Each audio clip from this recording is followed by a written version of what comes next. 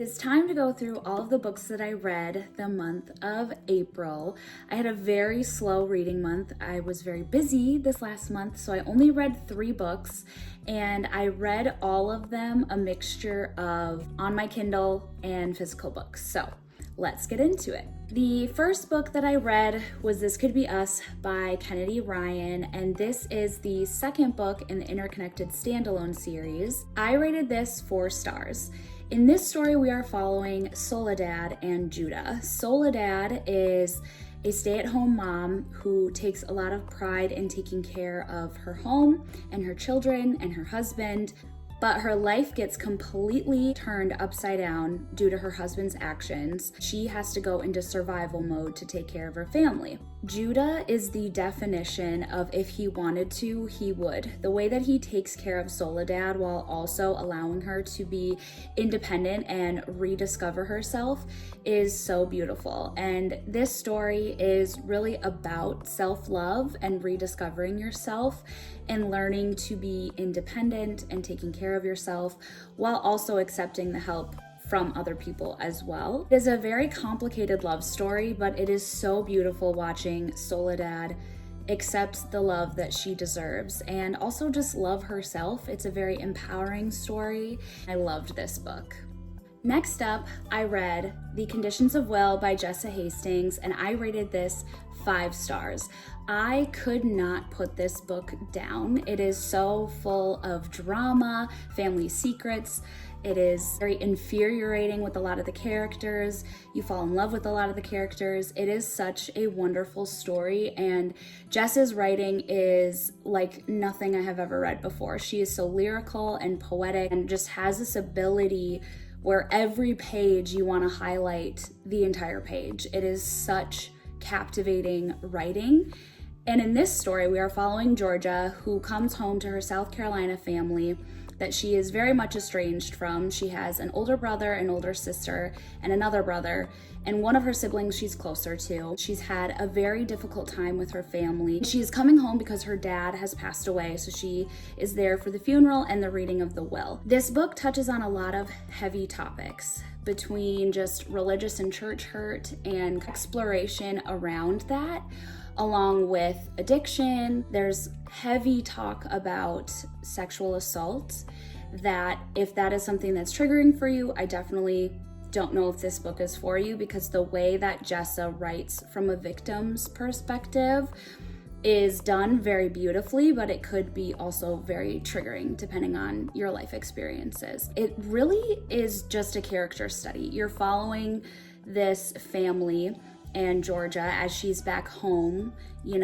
being reunited with a family that there's a lot of hurt that she is still processing. Georgia is a professional body language expert, so she's able to read people to see if they are being genuine and truthful, which kind of comes into play. There's a little bit of a mystery element. I wouldn't say this story is a mystery, but there are pieces that you're trying to gather to kind of understand this family. And it was just so beautiful. The romance isn't the whole story. The way that Jessa just writes, falling in love with somebody for the first time and getting to know somebody is so captivating. So I absolutely loved this story. I could not put it down. I also can't get enough of this cover. And what I love about Jessa's covers is there's always little Easter eggs about the actual story. I was kind of going into this book not anticipating to love it because I didn't really like Never. I love Magnolia Parks, but I was nervous about this story just because there were a lot of interesting topics that I was super curious to see how she was going to touch on them, and I think she did a fantastic job. What's also really fun about this book is there are little sprinkles of Magnolia Parks in this book. You don't have to read Magnolia Parks to read this or understand. You're just not going to pick up on some of those pieces, but it is so absolutely amazing. Last but not least, I picked up Crown of Midnight by Sarah J. Maas, and I rated this 4.5 stars. This is the second book in the Throne of Glass series, so I can't really go into too much detail surrounding this book in particular, but I really actually enjoyed this story. The first half was a little bit slower. We're just kind of like going through the motions with the characters. The second half took a massive turn and so much of the plot started to build up and we really got to know the world more, and I think this is a great setup to the rest of the series. There were a lot of revelations and twists and turns that happened where I was like, oh my gosh, like my jaw was on the floor. I really enjoyed it. Again, I feel like this is such a great setup to the rest of the series. I thoroughly enjoyed it and immediately needed to pick up the next book. So I'm very excited to continue my journey of The Throne of Glass. That is all the books that I read in the month of April. Again, I had a very busy month, so I wasn't able to put as much time towards actually reading this last month. However, I really enjoyed the books that I did get to, and I thought it would be fun to do a little flip through of my book journal that I started last year. So this is my book journal that is a bullet journal that I just picked up from, I think I got this from Barnes & Noble. It has been such a fun creative outlet for me to do my book journal and have a blast with it. So let's take a look through my book journal. All right, so let's dive in. Here we have the first page that just says 2025 book journal, keeps it very simple. On this page, I have where I track how many books I read per month. And it is so fun to see at the end of the year, just all the colors and all the boxes filled, and just to see on average how much am I reading every month, which is just fun. The next page that I have is 25 books that I want to read in 2025. So I've just been checking them off as I go, and I've also referenced this just to see if I'm kind of on track and actually reading some of these books. So it has been quite fun to go through these and check these off, and I'm excited to get to some of these other books that I have not read yet. Next page is my bookshelf, which I just keep track of the books that I've read and the rating. It's just fun to see it when it's all filled out at the end of the year again, and it's just fun to do little doodles on the side. So I have my star rating down here for you to see what each of those books ratings were, and this year I decided to try to write in the titles. It's kind of hard, some of the titles are really long, but it's really fun to keep track of that. The next page that I have is my monthly favorites. So each month I pick a favorite book that I read from that month and then write a little mini kind of review or just my thoughts and feelings about the book. So this has been fun to look back on and see which books were my favorite from each month and kind of just my thoughts from those reads. The next page I have here is the A to Z reading challenge. So I try to fill this out as I read books. Fun to look back and see which letters I was able to find books to read. Next, I have my series tracker. So this keeps track of all of the series that I am in or the interconnected standalone series as well, so that I can check them off as I read. Next, I get into the monthly spreads. So first we have January, and this is where I have the most fun being creative and coming up with the monthly spreads and how I want them to look. So I have the fun kind of cover page of the month, and then I have the wrap up on this side where I include the cover of the book, the rating, and how I read it, and sometimes like a little blurb about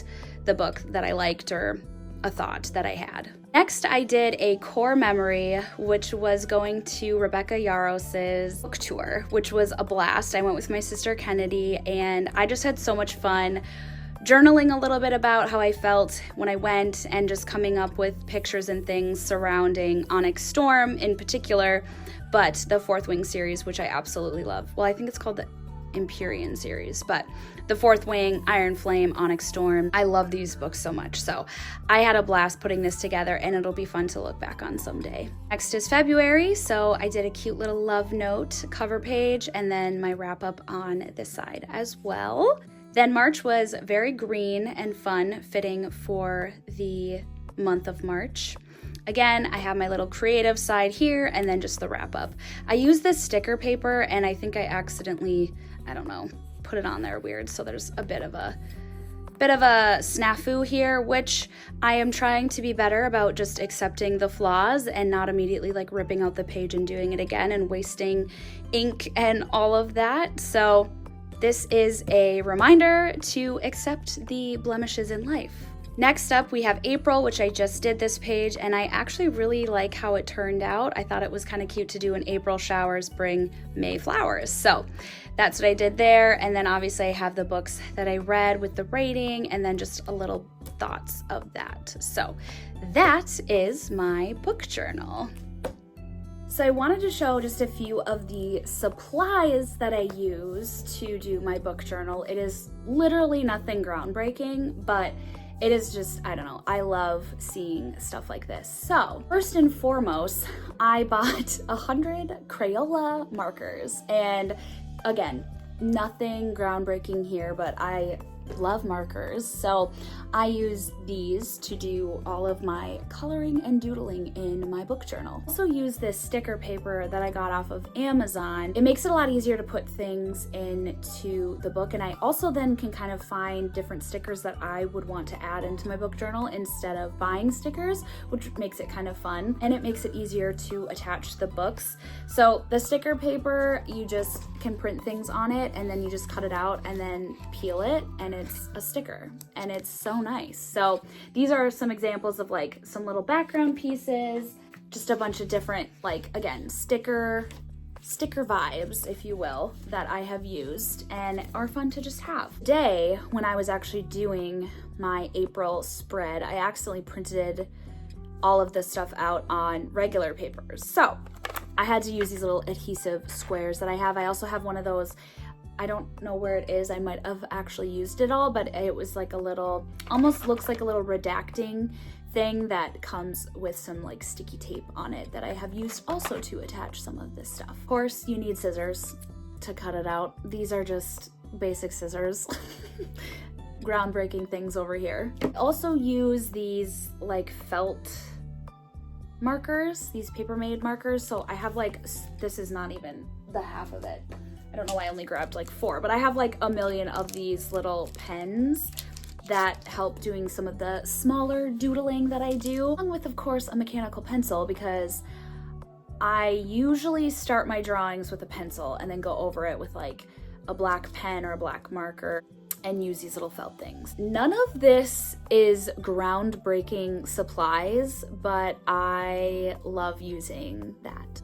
Thanks for listening to me yap about the only 3 books that I read this month and checking out my reading journal. I hope you enjoyed, and I'll see you next time. Bye!